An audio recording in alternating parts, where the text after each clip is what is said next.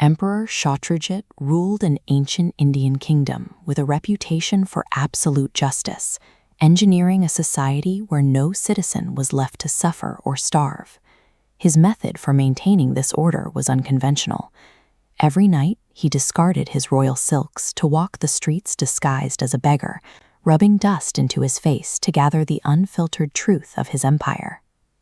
During one of these midnight patrols, he navigated a narrow alley and discovered something his official reports never mentioned: 4 notorious thieves huddled in the darkness, plotting a major heist.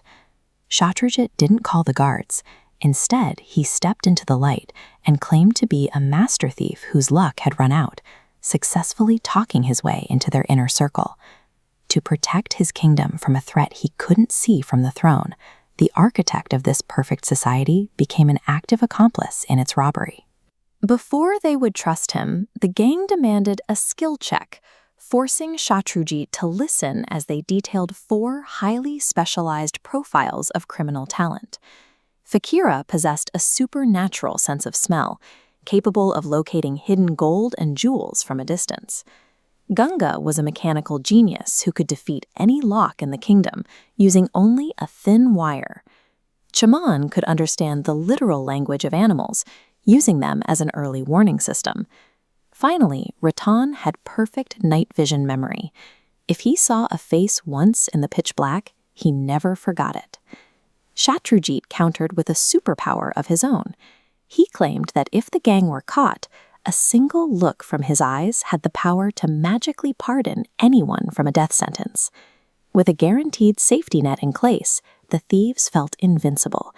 They set their sights on the ultimate target, the royal treasury. The crew believed they secured a master insurance policy, unaware that their new recruit was the literal source of the legal power he described. Navigating a fortress this scale at night should be a suicide mission, but breaching the grounds, their skills made the impossible look routine. A guard dog began barking nearby, and Chaman immediately translated the warning: "The Emperor is walking right beside us." The thieves simply laughed, assuming Chaman's ability was failing him, never suspecting the animal was being literal. Fakira tracked the scent of gold through the corridors, leading them directly to the vault. There, Gunga used his wire to bypass the kingdom's most complex lock in seconds. Their reliance on their technical skills made them unstoppable against the palace's physical defenses, but it left them completely vulnerable to the psychological trap Shatrujit had set. Inside the treasury, the crew began packing away piles of royal wealth, including these inscribed gold coins, the kind of evidence that's impossible to explain away. Shatrujit declined his share of the gold. Instead, he casually asked for each man's name and home address, claiming they'd need to stay in touch for future jobs. The thieves gave up their personal information without a second thought and vanished into the night, while Shatrujit returned to his chambers with the exact intelligence he needed to end their careers.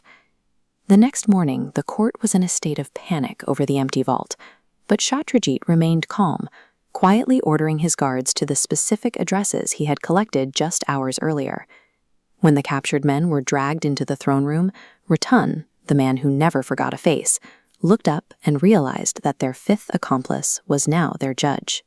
Every step the thieves took toward the vault had been a step further into a trap designed by the victim himself. Faced with the king's first-hand testimony, the thieves expected the gallows. But Shatrujit did exactly what he promised in the alley. He pardoned them. Shatrujit viewed their crimes as a waste of rare, specialized talent. He realized that a lockpicker's expertise is just a security consultant's knowledge applied to the wrong goal.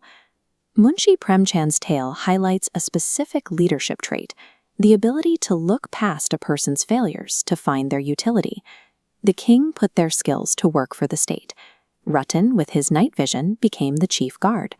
Ganga, the lock expert, was made the protector of the vault. Chaman was appointed to lead the royal stables, and Fakira was tasked with heading the search and recovery unit for lost state treasures. By redirecting their specific talents toward the public good, Shatrujit repurposed the city's greatest threats into its most effective defenders.